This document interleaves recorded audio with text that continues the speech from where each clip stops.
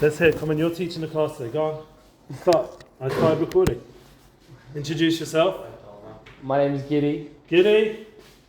But you guys can call me James Bond. Mr. Big Lighter. Big Lighter. You're going to teach us intimacy? I can do whatever you want. I haven't had much of a chance to have a non-toxic relationship, but I think... Why is that funny? Why is that funny? Why is that funny? You know each other too well, that's the problem. Yeah. I don't think you're appropriate to teach us. I don't think it's appropriate to love someone who's just... You're aware that's how a very bad relationship is. Okay, so today I brought a computer. Thank you, Giddy. Did a good job. No worries. Till next time. Till next time. There was a thought of, good morning, me teaching the ladies class as well, but I think the ladies teacher in the end made it last minute. So I'm happy in a way because I wanted us to finish off like boys, it's Intimacy Boyz, and if the girls would have come, it would have been like shifted the focus. And if we get a chance to do something together, we'll get a chance. But until then, so I brought my computer. Because I have lots of work to do and I didn't really want to waste my time talking to you guys. So if you don't mind, I'm just joking. I brought it because I wanted to show you some crazy footage from the Gaza war. Crazy footage. Like the most, if you miss this, yeah, you're crazy if you miss it, yeah? Because it's such intense stuff, what's going on in Gaza and the last... I mean, all these pictures are stories in themselves, and there's hundreds of them. I'm going to just make this a big one because this is like an example of what's going on. I mean, this is just one example of just hundreds of pictures, but if you look at this picture, can you see what's going on? So this is from my son has a camera. Wow. And these are terrorists. They're all blindfolded. They're all in white on the floor. These guys are not small guys. They're like, if they stand up, they're, if not bigger than the actual soldiers. They're like pretty big dudes. And they've all been captured. My son... Do you want to connect to the board? We could do that. Yeah, I'll do that. Why are they all wearing white? Huh? Why are they all wearing white? It's part of the the dehumanization to get them to interrogate. It's also security reasons probably also, so they know that they've been body checked and everything else.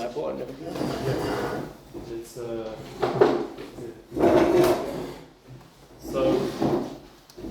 I wasn't intending making this a focus, but I think it's important for the sake of clarity and truth. We should probably turn off the light. I don't know if that's doable. Can you just move the big ones? And we're going to go through some of the crazy footage, but before we do, I just want to have in mind my son, YITZCHAK ben MASHA, YITZCHAK ben Eliezer Cohen, and all the other unbelievable soldiers who are out there. I have videos as well. I don't know if this has been approved by the army. It's okay, don't ask for forgiveness, not permission. I just want you guys to just keep this between us. Other than the recording, they're not going to see it, so it's fine. And I want you to realize that, this is real, what's going on right now. And it doesn't make you feel very intimacy focused. But what I got from my son was an unbelievable inspiration from the fact. I'm going to just put it on, what do you call it, when it does slides? Is that an option? Let's have a look. Start slideshow. I'm just going to have it playing, okay? Because there's like hundreds here and I don't want to just spend the whole time moving it around. Give it like a... Yeah, so this is near the end of his journey in Gaza the last 2 months before he came home this last weekend. And as you can see, all the terrorists are on the floor and they're being disciplined. They're not allowed to speak. If they speak, they do get beaten up. Like that's just... no, it's needed. And, these guys, their unit are amazing. That's my son. They're amazing. He's got a Negev, if you can see. Negev. What unit is he? Negev. It's San Chanim, but it's joined up with what's it called? With it's joined up with it's called Unit 98. Now this has gone back to the beginning when he first got to Gaza. This is from the outside, so we're going to go through the whole story now. And as you can see, these are the different units. Hey, they made it now. Yeah, this guy I met this Saturday night. I drove down with my son to Oitef Aza because that's where they were employed. Literally, they came. You have to understand what's going on with Sam Khanun. This is 48 hours. They got given permission to come out of the army. The first time was 2 months into the war, more than any other. It was over 100 days, actually more than 2 months. It was over 100 days. And then a second time was 2 months later, was this weekend. And he's a lifted soul, a holy soul, my son. And he's also a tough kid as well. Like, you know, he knows how to handle himself. Like, someone made fun of my wife or something, like telling me beat him up completely. He's that kind of kid. But the point is he's using it now for good things. And yeah, thank God. I'm very proud of him. These are different terrorists that they captured over the time. This is right near the beginning when they first went into Khan Yunis. So this is the second time he went back. The first time he didn't have a camera. The second time he went back just with a regular camera. This is all regular camera footage. So unlike a lot of his friends who have GoPros or other ways of videoing or picturing, he had to actually hold a camera. So it wasn't so practical in combat to use it. So next time he's coming, we managed to get fundraised and got like a really, not just a GoPro, better than a GoPro. I don't know what it's called, osmosis or something. It moves like when you move around. It's like skateboarders use it. Stability. Yeah, it has. Stability. And it's got 128 gigabytes. So this time he came back with 60 gigabyte of material. Next time he's got 128. The hope is it'll come back again another few months or whenever it is, whenever the next come out. And you're going to see a lot of pictures of them just like hanging out kind of thing. But the reason why we're going to see all this kind of, because you see every house they go into, they sort of take it over. They have to go around the whole house. We've got loads of videos of them doing that. They put markers everywhere. That's the graffiti that you see, the spraying. And, you know, he's become really close with these boys. And just, if you understand these boys' backgrounds, they're all completely different. We're talking about from the most left to the most right, to the most irreligious, to the most religious, to every kind of nation. There's like Thailandi guy, there's a guy from Hodu, there's a guy Ethiopian, there's like every kind of people. Russians, Ukrainians, they're all together. No war. And yeah, they're all together and they're all helping each other to win this war. He's become very close with this Gingy dude. They call him Gingy or something. It's not surprising. What just happened there? Wait, your computer turned off. Oh really? Oh no. There you go, tap your mouse back. Well, that's what it was? Yeah. It's not the power? No. Oh, that's good news. Thank you. Okay, so next up, we're going to talk about intimacy, yeah? Because it's very important that we get into that. Would you have footage of? We'll do the footage after we've done the pictures. So we're just going to leave this playing. Hope it's not too distracting. I want to end off the class with the focus that these guys have. It looks like they're chilling, but they're not. They're on duty. Like my son told me the other day that he was sitting journaling. He has a book he's writing. I haven't seen that. He didn't show it to me, but he's writing a book, like of all the experiences. And as he was sitting there, bullets start come flying through, and they're on the radio that they're being attacked, their unit, and they have to get straight into defensive action. So he's all the time in a state of focus, even if it looks quite relaxed. That's just their way of laying off steam, I suppose, in living in such scenarios, living in Khan Yunis. And you know, these are like Arab houses they're going into. They don't go through the door, they go through the wall. But the focus, because obviously booby traps, things like that, but the focus there, I mean, all the time there's gunfire and going off, drones flying around. It's a war scene. It's not like, I mean, look at these pictures. This is not like, you know, a nice Sunday afternoon in Migdal Oz. This is war. Anyway, so my opinion, our generation, we're in a state of war constantly, not just in Gaza, but globally and internally. We're in a state of war, and to think that once there's no more longer wars is we don't have to be in that state of readiness is a mistake. We mentioned last week about removing the distractions. We have to really honor the time that we're living. Every minute is precious, like you see from here. When he came back from the army service, 48 hours was all he had. So he has to think about what is he going to do in those 48 hours. Because after that, he's back. We drove them down to Gaza, and all their boys, they're like dancing around, so energized to be together, and the higher-ups had to come and sort of maneuver them to go get food, and where the DJ was playing, the barbecue and everything, yeah?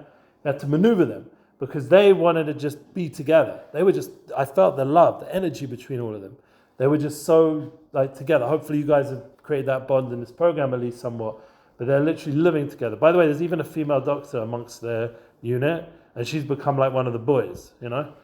And there's none of that energy, because it's just about mission. It's mission focused. Yeah, you're not thinking about that kind of stuff in this situation. So anyway, they're very, very focused. They're 48 hours home. So it makes you realize the importance of time, just to relate to the previous class we spoke about. So he literally used, by the way, that's how they have to, every time they're sitting around, they have to be in that state of, that position. They can't just whenever there's an army situation, they have to be in that crouch position. I don't know if you've seen soldiers guarding, but you don't just sit or stand. It's a certain position they have. So he's already, when he was in Lebanon, he's caught terrorists through binoculars. There's so much situations where what they're doing is captured. And you have to know, recently it was just announced that Khan Yunis, the Hamas presence has been eliminated. Yeah? All Khan Yunis? Pretty much. I mean, the problem is what my son said, like that they don't talk about so much, is the tunnel network is so extensive that that's still an issue. Because it's so extensive. And they do have, thank God, the Matkal who go in to the tunnels. You have to be highest level to go into the tunnels, because it's proper crazy down there. So that only the best of the best go down to the tunnels. Like it would be like in the way we'd understand it from the US would be like the SEALs, They don't even go into the tunnels really. But yeah, they're just flooding them, they're blowing them up, sending dogs down there, drones to check out what's going on. Videos are from 3 weeks of working on that. Yeah, they have to first work on the tunnel before they actually go in, exactly. So yeah, it's an extensive, and that's why it's taking so long. It's such an extensive mission. Also, for my son, he's going house to house. That's more his mission, guarding the other units.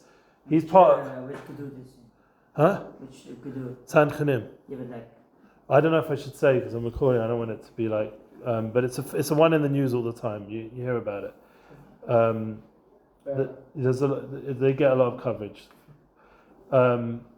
Anyway, so he... the focus he had to have when he came home. So what did he do? First thing first, haircut. Because he felt like a shmerel, like his hair was all, beard was very long. He needed to get a haircut. So we took him to Yerushalayim. Now we were standing there waiting to get the haircut, and the guys there were like, you have to go Lefi Seder. So I wasn't there that moment when they said that to him. When I came afterwards, I just had taken my wife to the bathroom.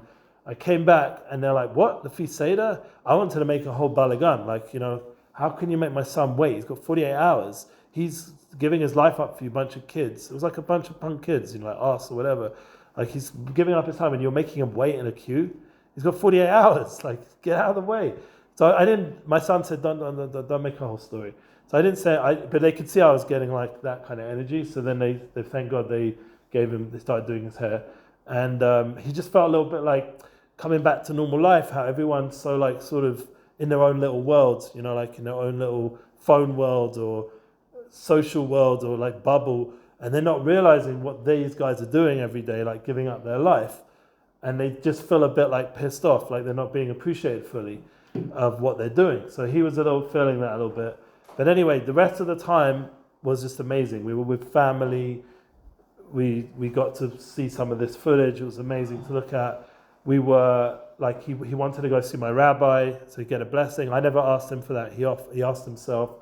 We went to my rabbi. Then he went out with his boys and he didn't get blasted. The last time he got blasted, and it ruined his 48 hours. So he didn't get wasted. Yeah, even though there's a feeling you need to do like let off steam, but he didn't want to spend the whole time like half drunk, recovering from what he did. So he didn't do that. And then the next day we took him to a pedicure, massage. We took him to Bat Yam. Beautiful pictures by Bat Yam. Bat Yam, by the way, is beautiful beach. Really beautiful. Even in the winter, it was beautiful. And then Shabbat, we had the most beautiful Shabbat with him. It was like 2 days of Gan Eden, literally. The light that he brought to my home. And the Nukuda I want us that's going to help us in the intimacy course to end off, the finale, is the focus. The focus that he had, even when he was home, he was so present. He put on music and he just sang with his whole heart. It's like one of the things why I didn't want to do music so much about myself before music, because I didn't see how they all have these GoPros. My son's got like a really good one, like the best you can get to go back with now. And then he won't have to hold it, yeah? But the whole point is that what I wanted you to take with you from the intimacy course is the focus that we all need to have. We all need to get more focused about what we're here for. That we didn't just come to Israel just to like have a good time. We came to Israel, one, there's been a war, so you've experienced something which you would never experience in America or wherever you were from. Two, you're in a program where they help you like understand your value system. Remember, we spoke very much about values, keeping that your priorities, making sure you're in a win-win mindset, you're here for each other. Well, you learn a lot of these skills, you applied them, you lived them, like some of the guys who are running the program somewhat, like making sure there was more going on, taking responsibility. This is like real stuff. So now when we're looking at these soldiers, we're seeing how much they literally, see that's the position they have to be in the whole time. They're literally saving each other's lives all the time. They've all got each other's back. It's a different level of responsibility for each other than, what are we doing today in the program? It's a different level. It's life or death. The terrorists can pop out of holes, tunnels, you don't know. And you've got to be ready for it. Any minute there could be an attack. And there has been. And he's got like crazy stories of stuff that's happened. Like one of the things when they go into the houses and they capture terrorists, they get to see Shabak come in and what Shabak do. Yeah, you know what Shabak is, yeah? Yeah. Shabak come into the house and they literally like torment these guys to get information. And some of them, they know that they've from the intelligence they've got, they know that some of these guys were part of for example, the whole October the 7th Nova massacre and all the crazy stuff that went down. Some of them they've captured. My son's seen some of them from that original attack, and the way Shabak deal with them, it's not. Let's just say it wasn't a pleasant experience. Yeah, like proper nakama, yeah, revenge, and as well as getting information. That's the objective, obviously. Okay. Nice to see you, man. Sorry, I'm late. No problem. We're just going through the pictures from my son while we're discussing intimacy, and he just came back from Khan Yunis, just to give you and he's gone back already Saturday night. By midnight, he'd already handed back his phone. Think about that. He had 48 hours. I went through the 48 hours, but he had 48 hours to see his family, to see his friends, to see his Rebbe, his rabbi, to experience Shabbat with the shul. The shul were amazing. Shirat David gave him such love of Shlomo. Everybody there was giving him such love. He was like a melech. They were treating him like a melech. Thank God there was amazing appreciation from a frat. He couldn't be happier to be back in a frat for Shabbat after being in Khan Yunis. And then literally by midnight, his phone, the last phone call, he said, to my wife, Ima, Mummy, I'm giving the phone in now, this is it. And my wife's like, you've got this. Even though she wants to cry and be all emotional, she's like, no, you've got this. That was, huh? Is this Motzach? Yeah, Motzach Shabbos. And he was already in, that's it. Off. We got a message a few hours later, they're already back in Khan Yunis, back in mission mode. So it's crazy to think how focused they had to be those 48 hours. Now imagine if we could live life with that kind of perspective, that we've only got 48 hours. We've only got 48 hours. Imagine that with our relationships, how much more we'd appreciate the person. That's what it was like with him. It was amazing because we were so focused on the time with him that it was just about quality. And we overlooked any potential fights or issues. It was just about focusing in on the relationship. This guy, by the way, his father's a really big higher up in the army. I met them both on Saturday night, Motzei Shabbos, and he's higher up. And I was standing next to him. It was such a funny image, me with the beard and the tzitzis and everything, and him with the bald head, completely secular. And he's starting to make blessings and things like that on food. For some reason he's picked it up in the war. Not religious at all, but for some reason he's into this blessing thing. So all the time he's screaming out blessings, when he drinks water or whatever. So they've all like influenced each other in a good way, like positive stuff. And as you can see, the thing on my son's arm is Mashiach. He has a new one now, the base of English as well, that we sent him back with. And this is where before he got his new gun, the Negevist. Because basically, did I tell you so about the Negevist? That the one before, he was at the front, his ears got affected from all the explosions and everything. So he's still not recovered. So my son's going to be the Negevist now, like the leading frontline Negevist. That guy's unfortunately not coming back for now.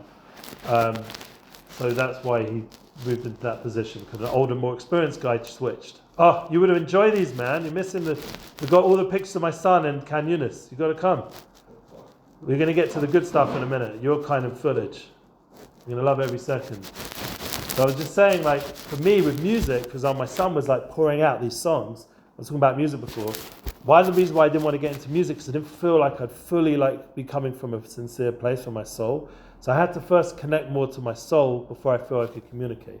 And what was so beautiful when my son was back for those 48 hours, the second time since the beginning of the war, is I really felt his soul. I really felt his presence, his focus, and everyone in the family was focused. Everyone in the community was focused. Everyone knew that this was like not to be taken for granted, this special moment. And in a way, imagine if we could live life that way all the time. Like at least try and a little bit back of our mind, remind ourselves that life is precious, time is precious. Let's really tune in to the relationships we have. This would be like the best advice for us to leave off.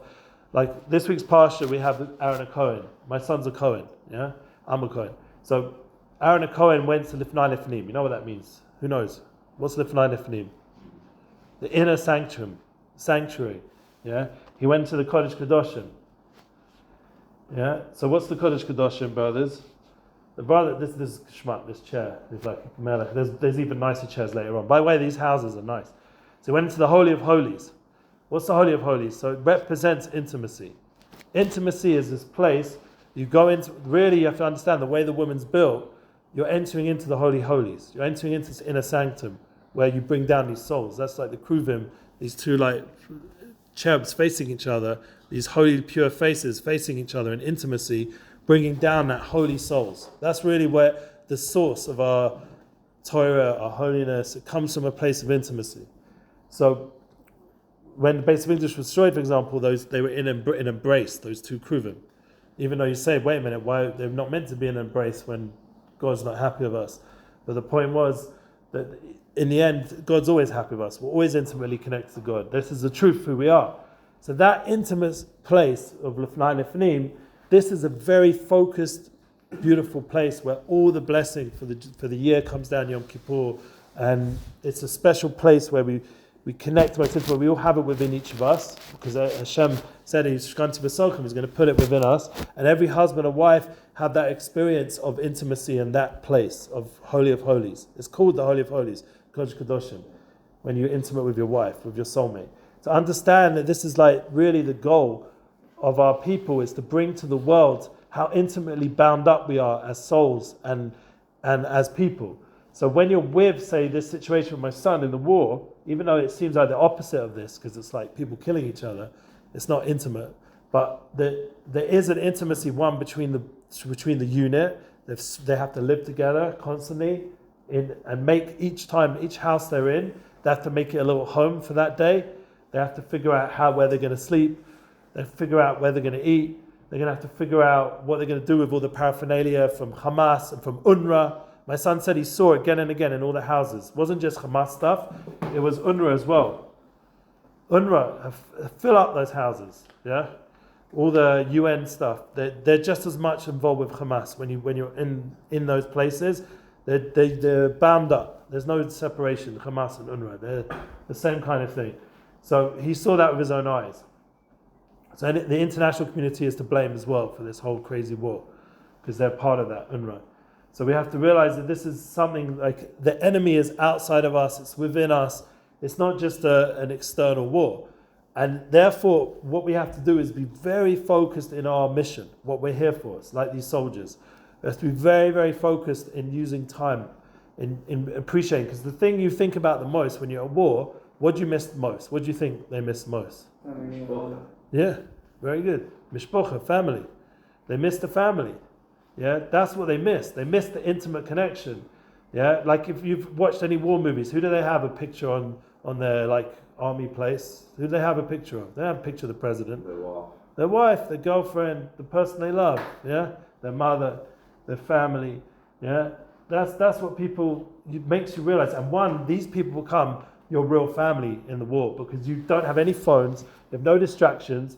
You're just tuned into each other and how you can get this mission done. As you can see, they're like using all the different things in these Arab houses, in the Gazan houses, to be able to go to the next house, go to the next house. And it's a continual mission of uncovering and capturing terrorists and uncovering what's in these houses. And we conquered Khan Yunis. It's been conquered, Baruch Hashem, on an external level. Underneath, there's still issues, but it's been conquered. Look, they've got these crazy cards. Anyway, I want to ask you guys, all of you, please, to remember what we experienced together in this course, that we weren't just getting together every 2 weeks or so, just to whatever, to learn some concepts. We try to think about how you can apply a lot of the stuff. We started off with kindness, with having a mission statement, being proactive, mission statement, and then focusing on our priorities, and we focus on win-win, we focus on learning how to listen to people, especially the other half. You want to have a good marriage, you're going to have to figure out how to communicate to this lady. And also synergizing, realizing there's a beautiful synergy, you join together, it creates multiplicity, you get more and more successful, you scale, you start to build. You need the other person to grow your business, to grow your home, to grow your mission in life. And then you have the review. We have to go over everything we did. All the classes are recorded. I put them in the chat. You can reach out to me anytime you have any questions, anything. Like, life gets difficult, and I've had guys reach out to me years later, and it helped them, because I'm always that kind of guy who makes myself available. You know, one guy right now he's going through relationship issues, trying to figure out getting married and stuff.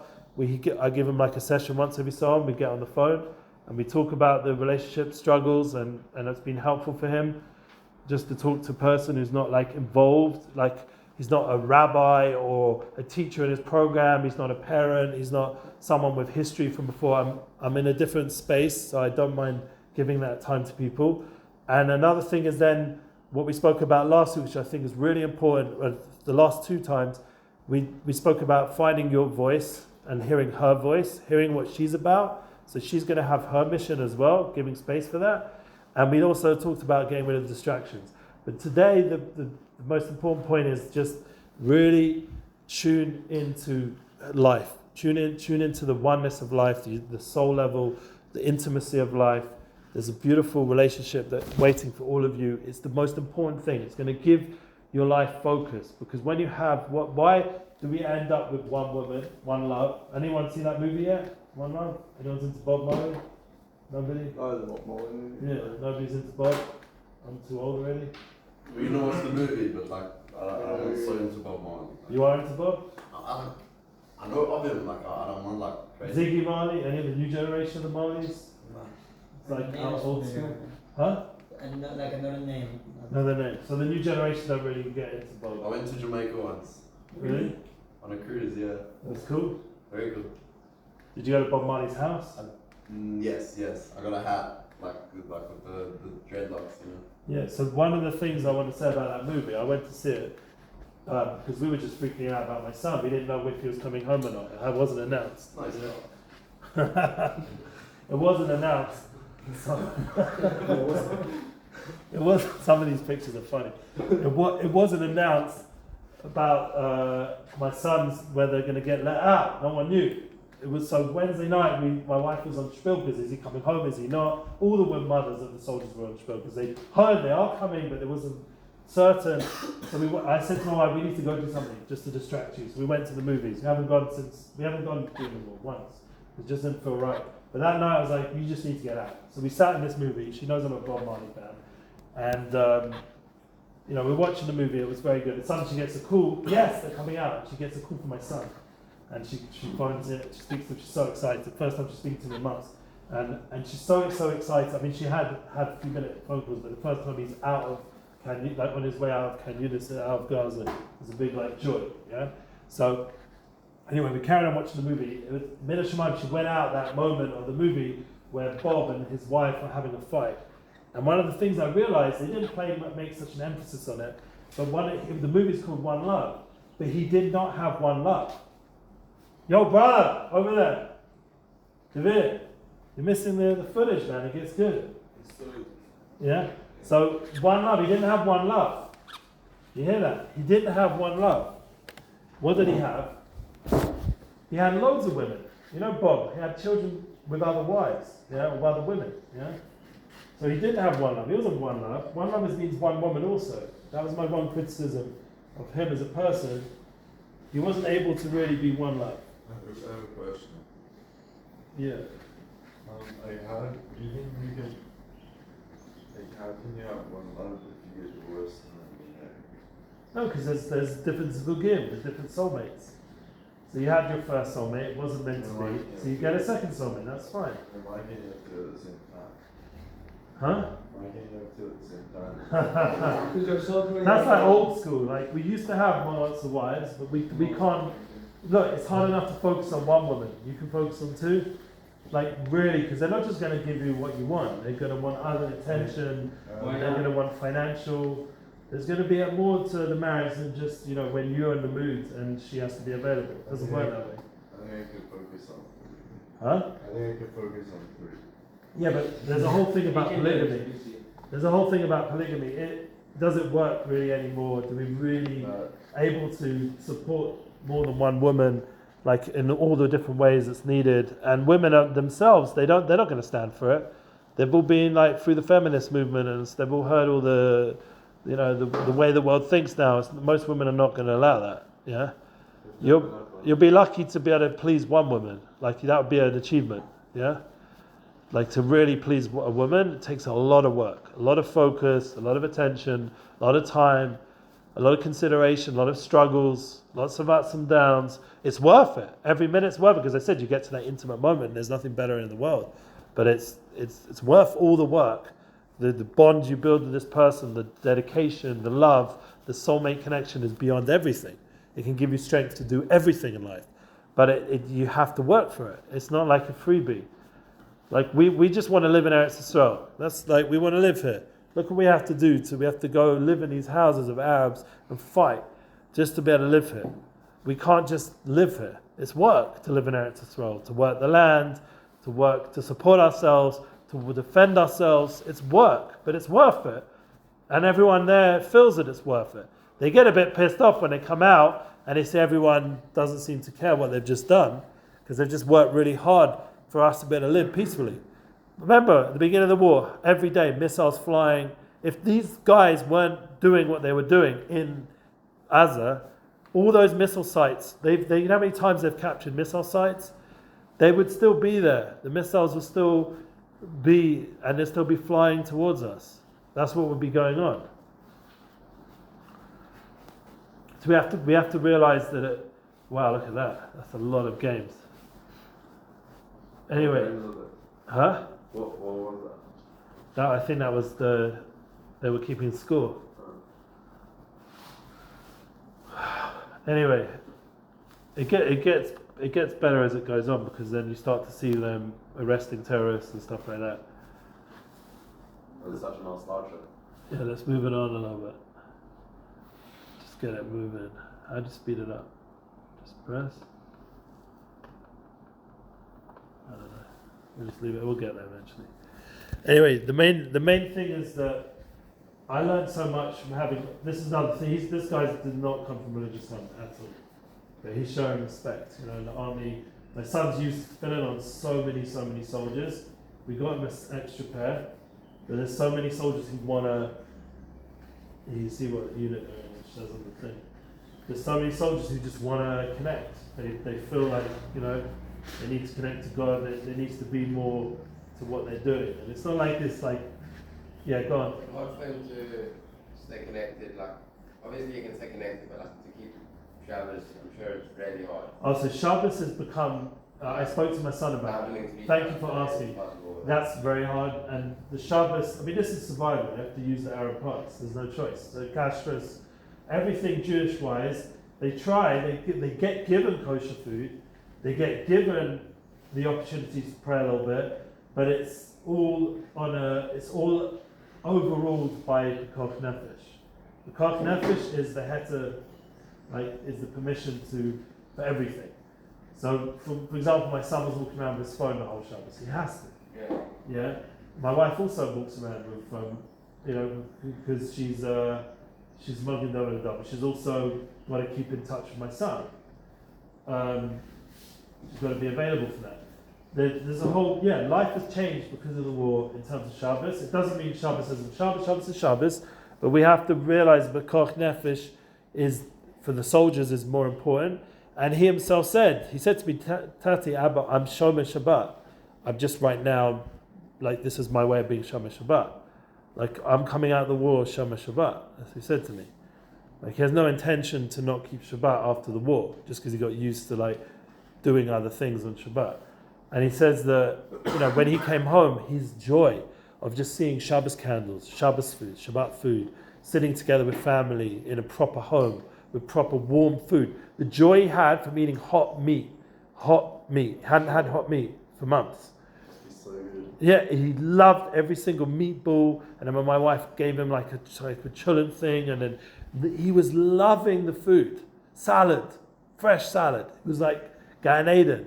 You start to realize all the different things you take for granted, that you have this beautiful woman in your life, your mother or your wife, your soulmate, and they're making all this effort to cook, or if you're a cook, you make all this effort to make the food. Suddenly it's like a level of enjoyment you can't imagine when you've been denied it for so long. The pleasure of a shower. He loved the shower. Having a shower, warm shower. There's no showers. 2 months. You're going to see later on the state of their feet. Their feet are messed up from the lack of hygiene and showers. And there's nothing, you can't take, the whole operation of taking off all your stuff. He managed to have 2 times during those 2 months to wash himself off with a little bit of water and a bit of wiping himself. Most of the guys didn't even do that. They just couldn't be bothered to take all the equipment off and put it all back on, and it wasn't exactly a warm shower. It was just like water washing yourself with it.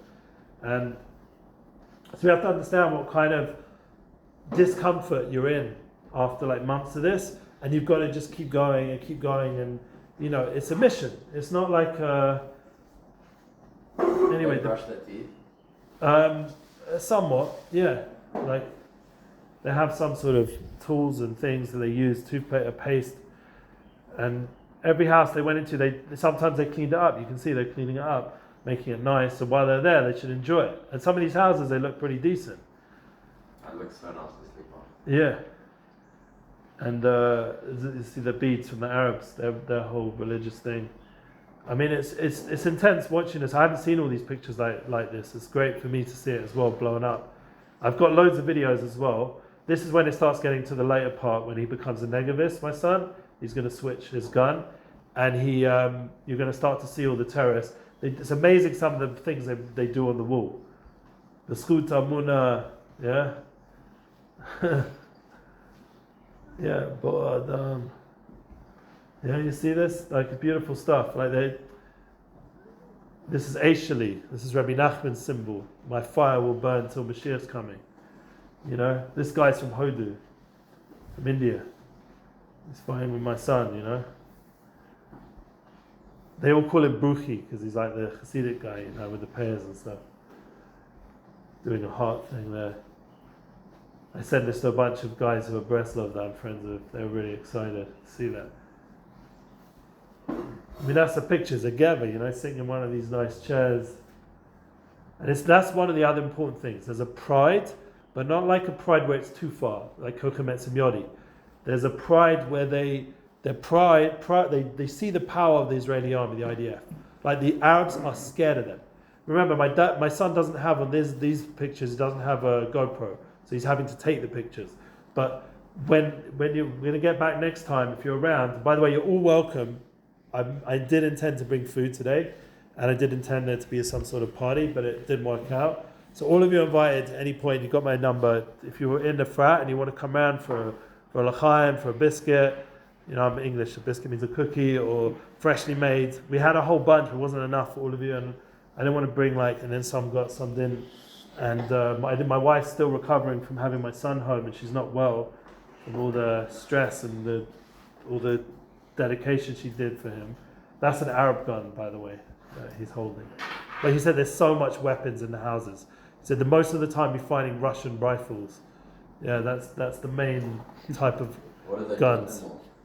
That's a good question. I didn't ask him that, but I assume they hand them into the trucks that come bring them food and stuff like that. Can't just leave them there. Yeah, we can't just leave like all the weapons and stuff lying around. We've got to take care of it. Yeah, it's just amazing, like seeing this. Like every so often they get deliveries. They're also another thing they've gone on many times into the Mekolets of the Arabs, like the shops there. And they've stocked up with all kinds of food and stuff, and they just take it because there's no shop owner anymore. And look at their feet; it's so messed up.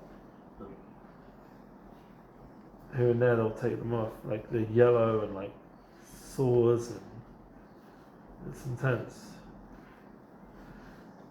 And what's nice is my son now has this, like, I sent all these pictures to his WhatsApp. He has all these pictures. He forwarded them onto his unit. And so they have all these memories. They'll never forget these times together. And thank God his unit's all bishlam. Like no one's been killed. Thank God they're all together. And we prayed till the end as well, to the end of this war. They've been really good unit, like really on their toes and really looking out for each other. And I just want to ask anyone, before we finish off, we're finishing off in like 10 minutes or so. Does anyone feel like there was something that this course like stood out, a point, like obviously I have my own personal journey, but then each of you are going to have yours. Is there anything that stood out that you want to share? Like just give me feedback. If you don't feel like doing it now, you can send it to me privately, or if you want to send it on the group, I also don't mind. The main thing is that we communicate. Everyone's got stuff going on inside of them. We're not alone. We're together. We're a nation. We're a people. We're here for each other. Life can get pretty tough. I know with my son, for example, he had times he hated being in the army. Hated it. He was freaking out. He was having anxiety attacks. He did not want to be in this unit. He did not want to, and I'm not talking about Gaza. By the time he got to Gaza, he was ready to go. I'm saying in the training, the build-up, when he was in Lebanon, other situations, he was having a really hard time. And thank God he stuck with it. But one of the keys was he always had people he could talk to. He had my wife. He had, before they weren't taking away phones in those days, so he could phone up my wife. They spent hours on the phone.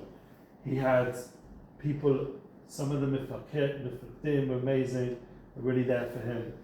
He had some really hard Mechina, people who were not good for him, who were not nice to him at all. That was really rough. Thank God that his Mefaked is amazing, and really nice people, really believe in him, and empowering him and stuff.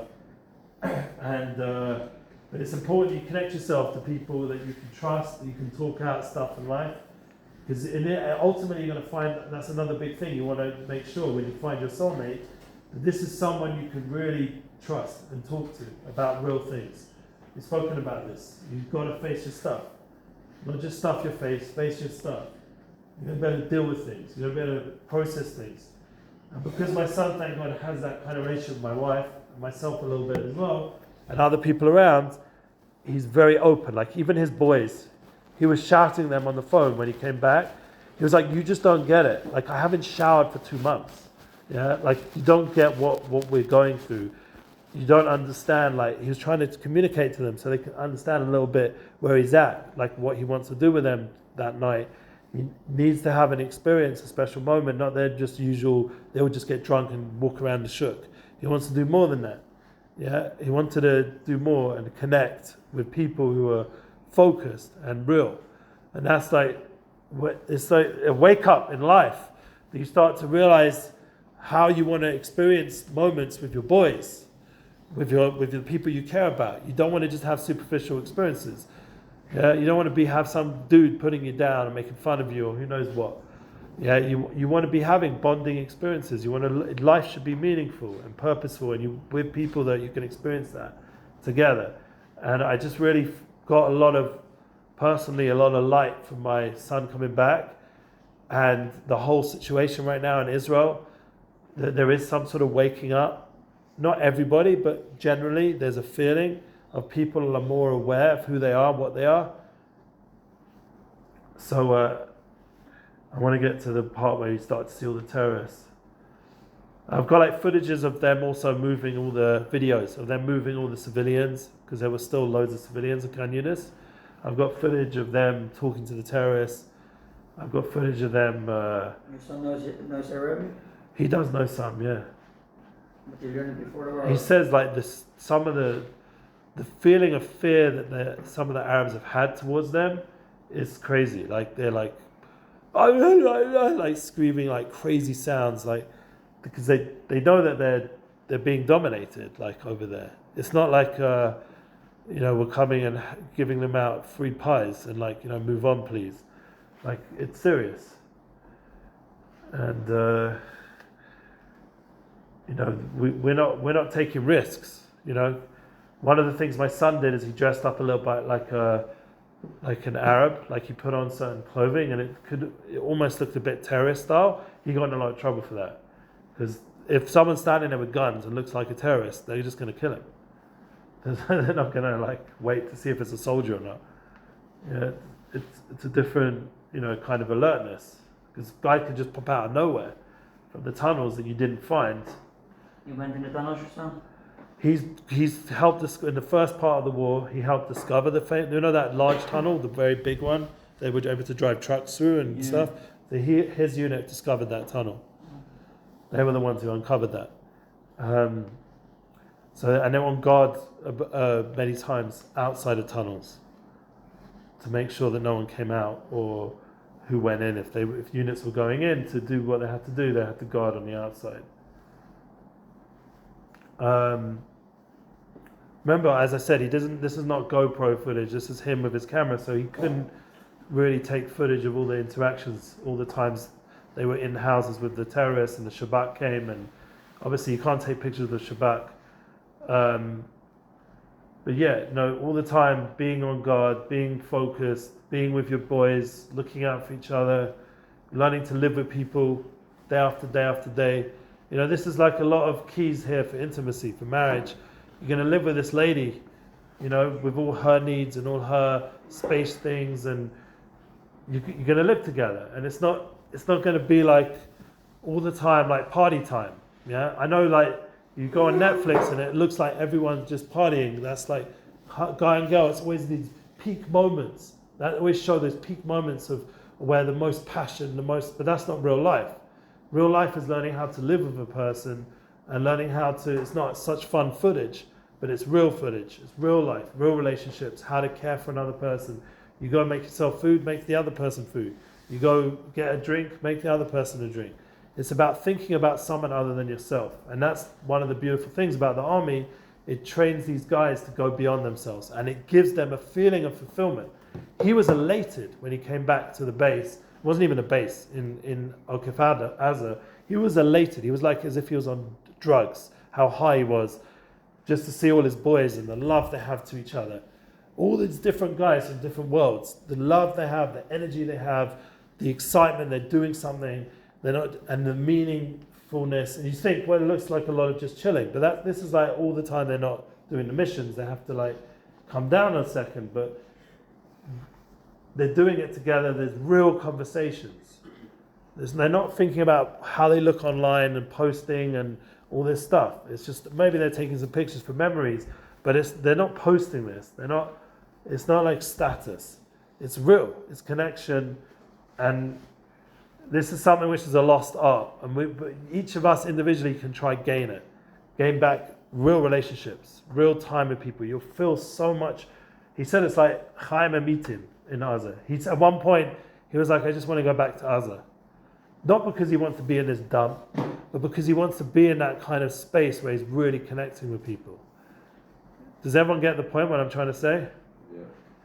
It's like a different flow, and each of you are going to find it in moments of this in your life. It's become quite popular in America now for some people to go offline for a while. Just to go offline. They go on like a teal, or they they have a Shabbat, they call it like a detox, a technological detox, and it just to just let go of this stuff for a little bit and just home into who you are, what your life is about, go into nature.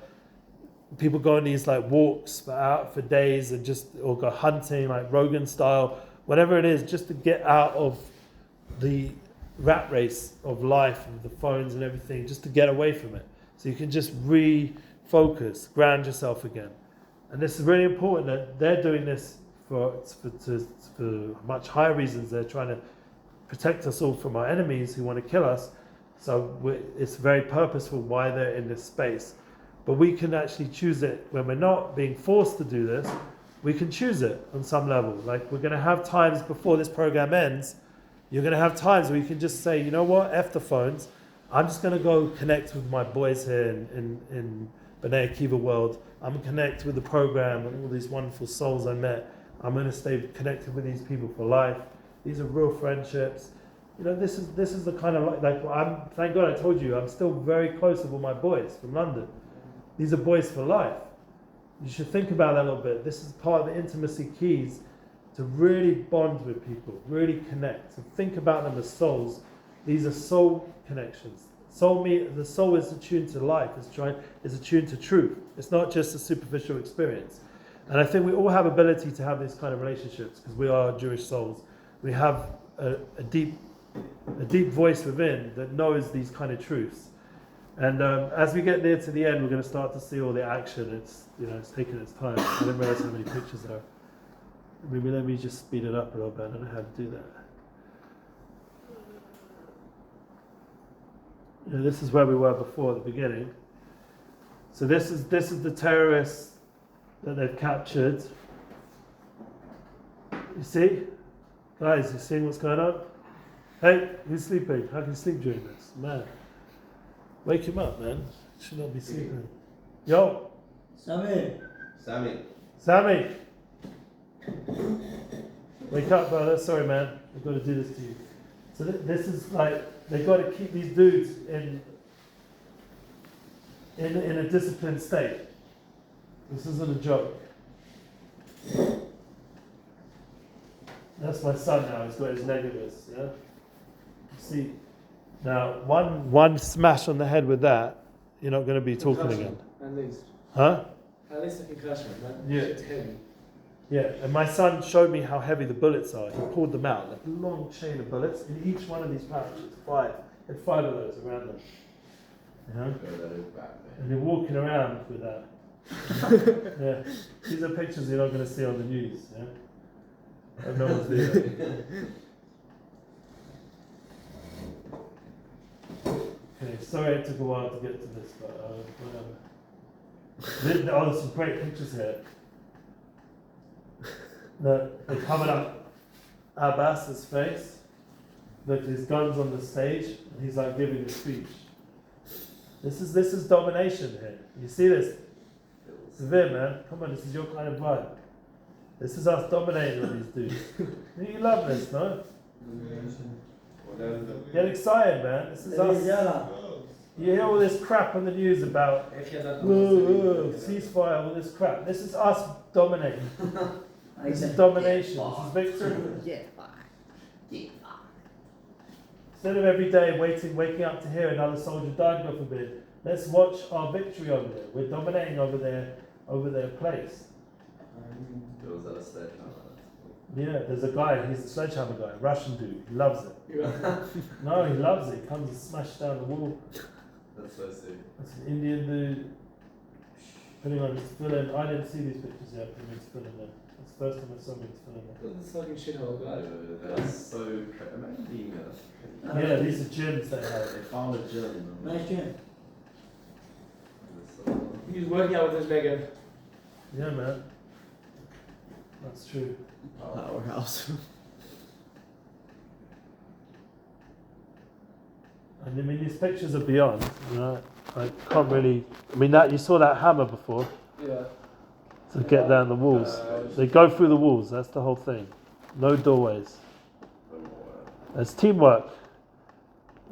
You don't know what's going to be on the other side, you know. There's intel. There's drones, but they have drones, by the way. They have a guy who uses drones, goes into the places before them. A lot of Israeli drones get shut down by. Hey, look at the feet. You see what's going on? Disgusting. No, but it's important to see what this is the kind of discomfort they're going through. And there's no one come to their massage their poor little feet. You can't go. That's the doctor they have. She's a wife with kids. Wow. She's pooing with them, eating with them, just doing all the women stuff, but with a bunch of men in order to be there for them as a doctor, army doctor. It takes that whole energy to a different place.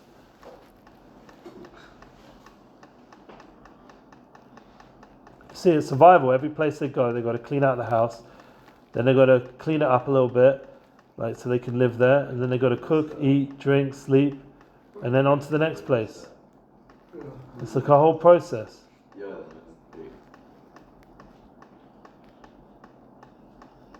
We didn't even get to the videos.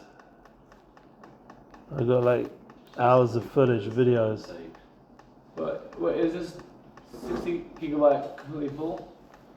What do you mean? Literally.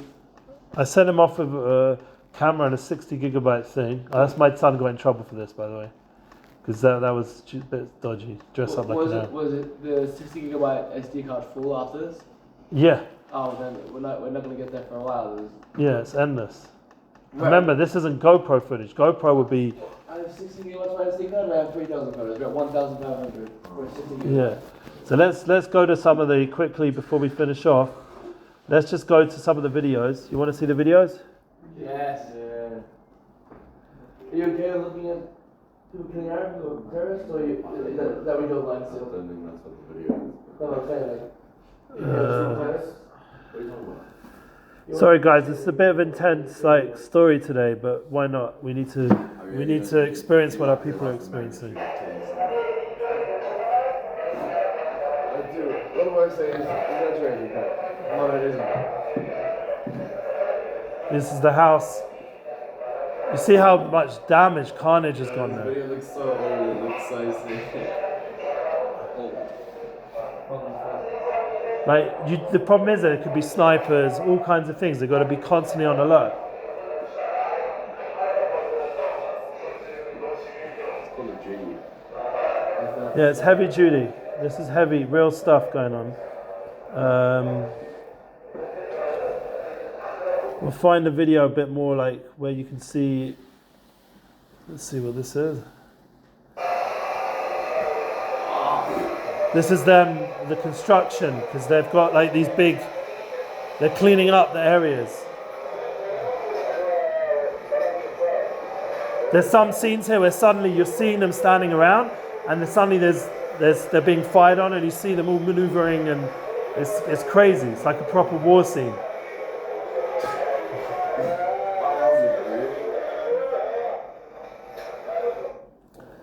This is when they're not sitting around the house. It's real stuff going on. Oh wow, really appreciate the picture.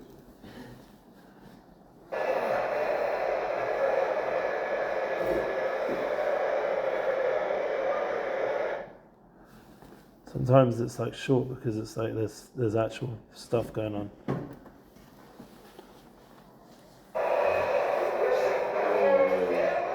Wow.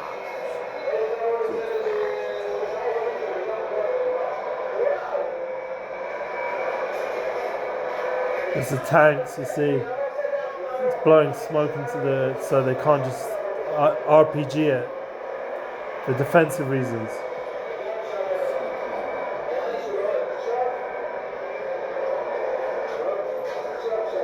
That's crazy. Yeah. Yeah, it protects the tank. So the RPGs can't just locate. Understand? There's obviously there's heavy footage over there. I mean, that's not me, just there looking at something. I have a question, Ali. Yes. Does your son speak Hebrew or English? Who? Your son. My son speaks Yiddish, English, Hebrew. You speak Yiddish? Ja, weiß. Ja, warte. I was by many rabbis, holy Siddiqim. This is when they go around the houses, you see what they're looking for. They have to check everything. It's part of the whole thing.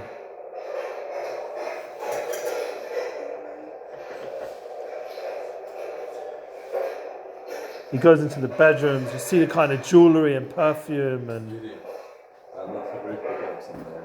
sometimes the house has just been smashed from like the missiles or whatever. Each situation is different.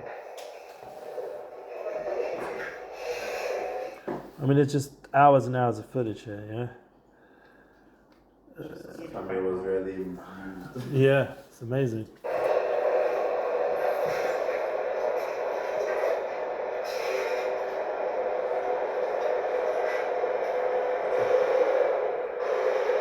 Yeah, what's going on?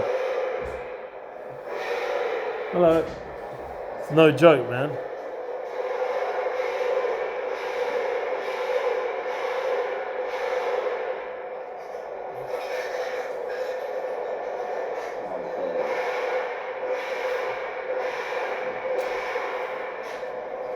Now he's got negatives. He's for sure killed people because he's like let loose, you know, bullets into.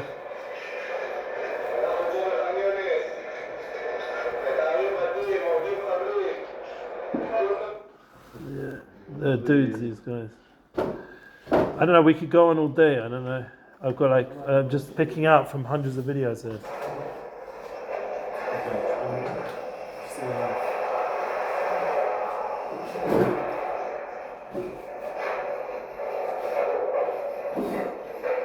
Yeah. Anyway, to end off the class, it's the end of the session. I just want to wish you all lots of beautiful, beautiful days ahead in your life. Thank you. We have to thank my son for his mission to protect us all. Thank you guys for your attention. Thank your Bnei Akiva World. Thank you Hashem that we had these opportunities. You have all the audios, you have all the classes. It's all helpful, real stuff. And everyone should be blessed with finding their soulmate and only good news. Amen.